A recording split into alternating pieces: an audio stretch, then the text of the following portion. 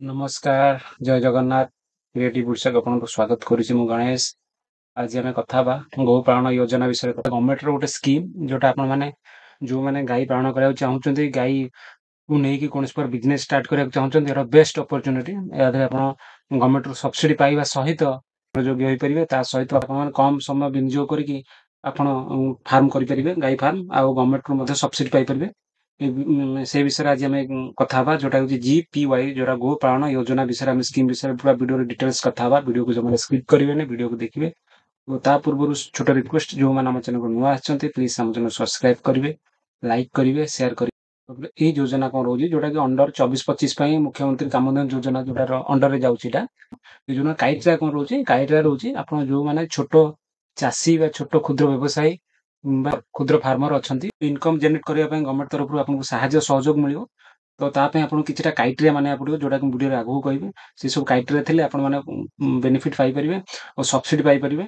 तो ये योजनार कस्ट हूँ यूनिट कस्ट हूँ 2,30,000 यूनिट कौन कौन रहा गोटे यूनिट रोज आपको दुईटा गाई रोज जोटा जर्सी टाइप गाई को टाइप गाई जोटा ब्रेडेड हस्टिन जोटा सेफ रोचे फार्सियान सेफ तापर साउल काउ कि आप जो जर्सी टाइप गाई रखु कि क्रॉस ब्रेड गाई रखु कि फार्सियान गाई रखु जेसुएल सी दुग्ध उत्पादन दबार सक्षम होता दरकार ता सहित बाछुरी थी दरकार तो आपण मैंने ये योजना लाभ पाइपर ये तो क्राइटेरिया रोचे सहित गुहाल गोटे दरकार गुहाल क्राइटेरिया केते रहिबो मु कहिदेबी डिटेल्स वीडियो रे तो ये सब क्राइटेरिया रोचे समस्त एलिजिबिलिटी जो जनरल एससी एसटी ओबीसी समस्त सब लोक मेंबर तापर कौन संस्था चाहिए करेंगे ट्रांसजेंडर करेंगे स्कीम समस्त लाभवान नहीं पारे लाभ किसी डॉक्यूमेंट दरकार रोचे जोटा कि आपको आधार कार्ड कॉपी गोटे दरकार आपको लैंड आप जो गुहाल करेंगे जो गाई रखिए तार लैंड डॉक्यूमेंट दरकार सहित bank passbook fast page Xerox copy दरकार जोटा कि आपको सब्सिडी आसो से बैंक खाता को आपको एक्टिव होता दरकार अकाउंट तापर आप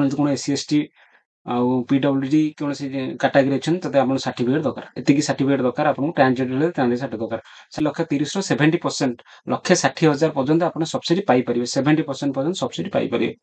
तो आपको कास्ट सर्टिफिकेट कास्ट सर्टिफिकेट देखिए आप सब्सिडी पाइपर पीडब्ल्यू हेल्ले आप पीडब्ल्यू सर्टिफिकेट देखिए सब्सिडी पाइपर और जनरल कौन सर्टिफिकेट रिक्वायर ना फार्म करेंगे फार्म करा गले आपको गो सुगम ऑनलाइन आवेदन करा पड़े प्रथम आवेदन जोटा फुल पूरा प्रोसेस करी आप किपर आवेदन करेंगे तापर आप आवेदन कलापर नेक्स्ट आपको जो आवेदन फॉर्म बाहर फॉर्म बाहर विभीओ आपको जो ब्लॉक भेटेनरी अफसर अच्छा सी आपको डॉक्यूमेंट वेरिफिकेशन ऑनलाइन आवेदन सी आवेदन आपको चेक करेंगे विभीओ आवेदन को चेक करेंगे चेक कलापर आप डॉक्यूमेंट देखिए आप जो लैंड वेरिफिकेशन सी आसिक देखिए विजिट करेंगे फील्ड विजिट करेंगे सी फील्ड विजिट कलापर सी आपको सीडीवीओ को आपको सी पठेदेवे आप डॉक्यूमेंट सीडीवीओ को पठेबे सीडीवीओ को पठेला तो आपको सीडीवीओ को पठेला सी आप डॉक्यूमेंट वेरीफाई करी अप्रूव करेंगे अप्रूव करेंगे अप्रूव कले आपको गो हेड लेटर देवे जो गो हेड लेटर आप कम स्टार्ट करने गो हेड लेटर गोटे आप प्रोजेक्ट रिपोर्ट आप जो गाई जर्सी टाइप जो 3-4 प्रकार गाई कहली मुझे जो गाई परचेस कर रखुच्च फार्म कर गाई मिनिमम आपको 10 लिटर क्षीर दौरा दरकार पर डे ता सहित आउ गोटे क्राइटेरिया रोचे आप जो गो हेड लेटर पाइबे आप सीडीवीओ जो चीफ डिस्ट्रिक्ट वेटनरी अफसर आपको जो गो हेड लेटर देवे प्रोजेक्ट आरंभ करने लेटर देवे से लेटर ठू आप 60 दिन भर आप गुहाल करके गाई रखा स्टार्ट कम स्टार्ट करथिबा आवश्यक माने गाई गाई क्षीर उत्पादन करथिबा आवश्यक तो आप हिसाब से आप माइंड सेट करके काम स्टार्ट करेंगे ताहले आप सब्सिडी पाइपर सब्सिडी पाइबा योग्य किपर आपको 2-3टा नियम मानिया पड़ो गवर्नमेंट जोटा कि प्रोजेक्ट रिपोर्ट लिखाई तो आपको फास्ट हूँ आप जो सीट्स बनइबे गुहाल बनइबे से 120 स्क्वायर फुट रही दरकार दुईटा गाई तार कस्ट आप गवर्नमेंट रू जो कस्ट हूँ 50,400 टका कस्ट रोचे आप यहाँ आपको देखा पड़ो आप 50,400 टका कस्ट हो गवर्नमेंट तरफ बिल्डिंग हिसाब से आपको दिखाई सहित आप जो गाई दुटा किणवे 10 लिटर क्षीर दौरा गाई से दुईटा गाई की विथ बाछुरी सहित विथ बाछुरी भी सहित इनक्लूड अच्छी जोटा कि 90,000 टका पड़ुची आपको गोटे गोटे गाई तो दुईटा गाई के 1,80,000 तो दुईटा कस्ट मिसिकी 2,30,000 टका आप इनवेस्ट करा पड़ू 1+1 जोटा कि आप आपको सब्सिडी कही जोटा कि आगुरी भी कही जो एससी एसटी पीडब्ल्यू वुमेन आपको मिलूँ 70% और कास्ट और जनरल कैटेगरी 60% सब्सिडी मिलूँ आपको सब्सिडी मिलूँ आप सब्सिडी पाई जाऊँ दुईटा फेज सब्सिडी पाई जाऊँ 50-50% आप जनरल तो 60% पाइबे आपंकर अमाउंट जो 2,30,000 60% आप 50 पाइज फास्ट आउ 50 फास्ट आउ गोटे फेज पाइबे तो फास्ट फेज किपर पाइबे ना आप फास्ट आप गुहाल कंप्लीट कर दौरान ଆପଣ ଗୁହାଳ କମ୍ପ୍ଲିଟ୍ କରିଦେଉଛନ୍ତି, ଆପଣ ଗୋଟେ ଗାଈ କିଣି ଦେଉଛନ୍ତି। ଫାଷ୍ଟ ଆପଣଙ୍କର ଗାଈ କିଣିକି ଆପଣ ଇନ୍ସୁରାନ୍ସ କରିଦେଉଛନ୍ତି। ଗାଈର ଇନ୍ସୁରାନ୍ସ ହେଇଥିବା ଦରକାର। ଆପଣ ଯୋଉ ଗାଈ ବି କିଣୁଛନ୍ତି ତାର ଇନ୍ସୁରାନ୍ସ କରିବେ। ତା ସହିତ ଆପଣଙ୍କର ହେଲ୍ଥ ସାର୍ଟିଫିକେଟ୍ ଦରକାର। ଆପଣ ଯାହାଠୁ ବି କିଣୁଛନ୍ତି ଗାଈର ହେଲ୍ଥ ସାର୍ଟିଫିକେଟ୍ ଦରକାର, ଯୋଉଟା ଭେଟେନାରୀ ଅଫିସର ଦେବେ, ଭେଟେନାରୀ ଡକ୍ଟର ଦେବେ।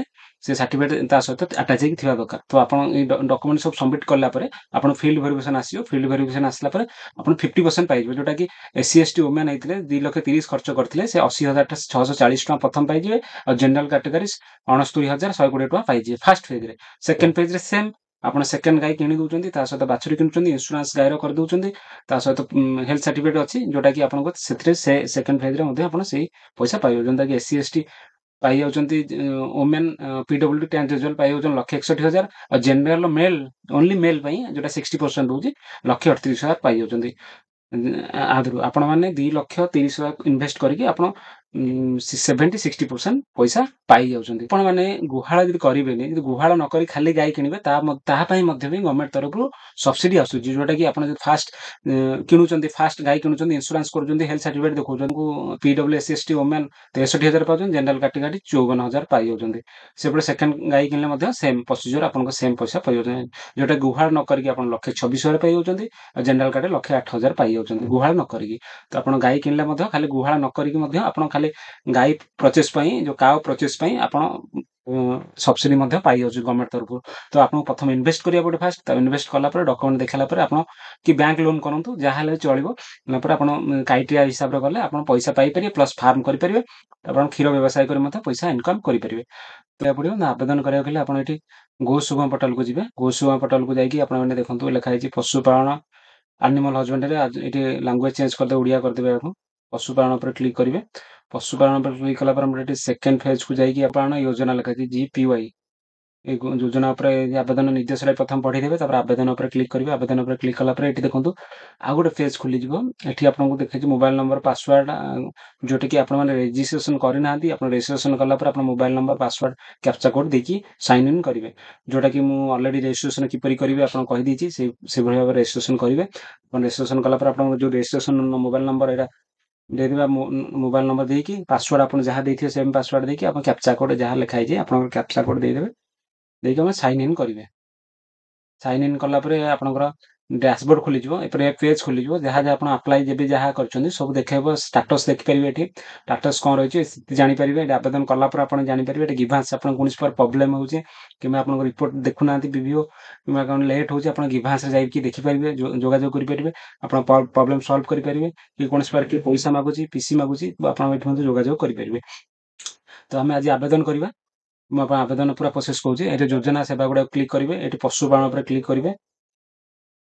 କ୍ଲିକ୍ କରିକି ଏଠି ଦେଖନ୍ତୁ ଲେଖା ହେଇଛି ସେଭଳି ସେକେଣ୍ଡ ପେଜ୍କୁ ପଳେଇବେ। ସେକେଣ୍ଡ ପେଜ୍କୁ ଲେଖା ହେଇଛି ଯୋଉ ଗୋପାଳନ ଯୋଜନା, ଆପଣ ଆବେଦନ ଉପରେ କ୍ଲିକ୍ କରିବେ।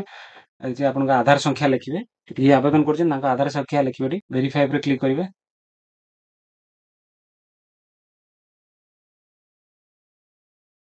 ତାପରେ ଏଠି ଆପଣ OTP ଟା ଦେଇଦେବେ ଭେରିଫାଇ ଉପରେ କ୍ଲିକ୍ କଲା ପରେ।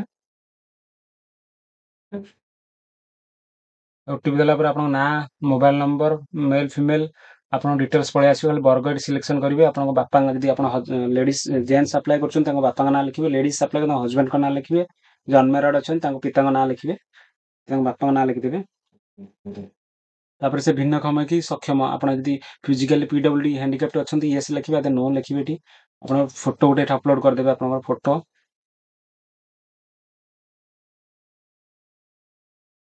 ଅପଲୋଡ୍ କରିଦେବେ।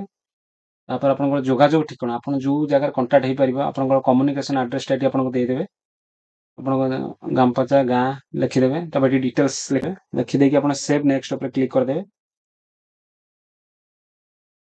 ସେଭ୍ ନେକ୍ସଟ ଉପରେ କ୍ଲିକ୍ କଲା ପରେ ଆପଣଙ୍କୁ ଯୋଉଠି ସେଟଅପ୍ କରିବେ, ଯୋଉଠି ଆପଣ ଗୋପାଳନ ସେଟଅପ୍ କରିବେ, ଯୋଉ ଗାଈ ଫାର୍ମ ସେଟଅପ୍ କରିବେ, ଗାଈ ଗୁହାଳ ସେଟଅପ୍ କରିବେ, ସେଇ ତାହାର ଆଡ୍ରେସଟା ଲେଖିବେ। ଡିଷ୍ଟ୍ରିକ୍ଟ ନାଁ ଲେଖିଦେବେ ଆପଣ ବ୍ଲକ ନାଁ ଲେଖିଦେବେ।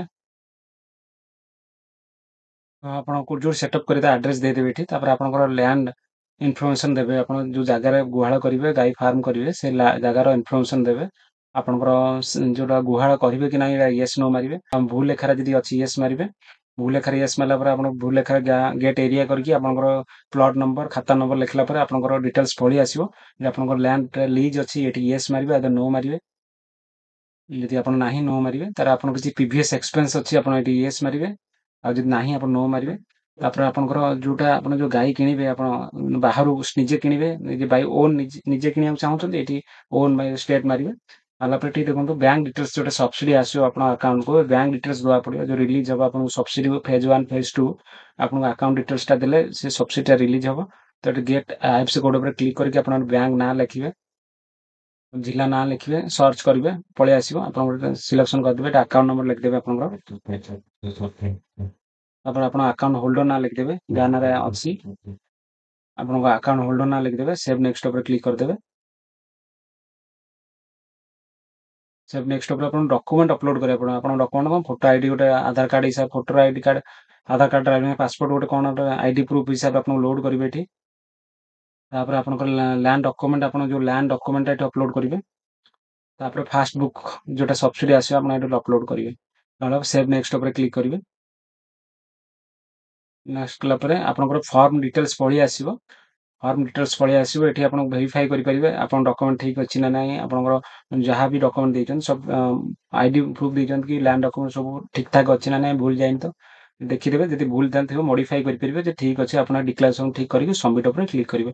ସବମିଟ୍ ଉପରେ କ୍ଲିକ୍ କଲା ପରେ ଆପଣ ଗୋଟେ ଡ୍ୟାସବୋର୍ଡକୁ ପଳେଇବେ। ଡ୍ୟାସବୋର୍ଡ ଦେଖିବେ ଆପଣ ଗୋଟେ ଆପ୍ଲିକେସନ ନମ୍ବର ମିଳିଯିବ। ଆପ୍ଲିକେସନ ନମ୍ବର ମିଳିଯିବ, ସେ ନମ୍ବରଟାକୁ ଆପଣ ଟିକେ ଷ୍ଟାଟସ୍ ଚେକ୍ କରିପାରିବେ। ଦେଖିବେ ଆପଣଙ୍କର କଣ ରହୁଛି। ଯଦି ପେଣ୍ଡିଂ ଅଫ ଭିଭିଓ ଲେଖା ହେଇଛି ଆପଣ ଏଠି ଦେଖନ୍ତୁ ପେଣ୍ଡିଂ ଅଫ ଭିଭିଓ, ଆପଣ ଭିଭିଓଙ୍କୁ ଦେଖା କରିବେ। କରିକି ଆପଣ ଭିଭିଓଙ୍କୁ ଯୋଉ ଡକୁମେଣ୍ଟ ଦେଖେଇବେ, ଆପଣ ଓରିଜିନାଲ ଡକୁମେଣ୍ଟ ନେଇକି ଯିବେ ଦେଖେଇବେ। ମୁଁ ସବସିଡି ପାଇଁ ଆପ୍ଲାଏ କରିଛି, ଯୋଉଟା କି 1+1 ମୋର ଯୋଉ ଜିପିୱାଇ ଗୋପାଳନ ଯୋଜନାରେ ମୁଁ ଆପ୍ଲାଏ କରିଥିଲି। ତ ସିଏ ସିଡିଭିଓଙ୍କୁ ଡକୁମେଣ୍ଟ ପଠେଇବେ, ସିଏ ଫାଷ୍ଟ ଆସିବେ ଫିଲ୍ଡ ଭେରିଫିକେସନ କରିବେ, ସିଡିଭିଓଙ୍କୁ ପଠେଇବେ। ସିଡିଭିଓଙ୍କୁ ଆପଣଙ୍କୁ ହେଲା ପରେ ଗୋ ହେଡ୍ ଲେଟର ଦେବେ, ଆପଣ କାମ ଷ୍ଟାର୍ଟ କରିବେ। ସେ ଫେଜ୍ ବାଇ ଫେଜ୍ ଆସିବେ, ସେ ଫିଲ୍ଡ ଭେରିଫିକେସନ କରିବା ପରେ ଆପଣ ସବସିଡି ସିଡିଭିଓ ରିଲିଜ କରିବେ ଆପଣଙ୍କୁ। ତ ଏଇ ସବୁ କ୍ରାଇଟେରିଆ ରହୁଛି ଆପଣଙ୍କୁ। ଏଇଟା ବହୁତ ଇଜି ପ୍ରୋସେସ, କିଛି ଅସୁବିଧା ନାହିଁ, ସମସ୍ତେ କରିପାରିବେ। ତ ଏପରି ଭାବେ ଆପଣ 1+1 ଗାଈ ଫାର୍ମ କରିପାରିବେ, ରୋଜଗାରକ୍ଷମ ହେଇପାରିବେ। ଯୋଉମାନେ କିଛି ବେକାର ଯୁବକ ଯୁବତୀ ଅଛନ୍ତି, ଛୋଟ ଚାଷୀ ଅଛନ୍ତି, ଯୋଉମାନେ ଛୋଟ ଫାର୍ମ ଚାଷ କରୁଛନ୍ତି, ଛୋଟ କୁକୁଡ଼ା ଫାର୍ମ କରୁଛନ୍ତି, ଛୋଟ ବତକ ଫାର୍ମ କରୁଛନ୍ତି, କିମ୍ବା ଛୋଟ ଧାନ ବିଲ କରୁଛନ୍ତି, ତ ଆ ସହିତ ଆକୁ ମଧ୍ୟ କରିପାରିବେ, ଯୋଉଟା ଗଭର୍ଣ୍ଣମେଣ୍ଟରୁ ବେନିଫିଟ୍ ମଧ୍ୟ ପାଇପାରିବେ।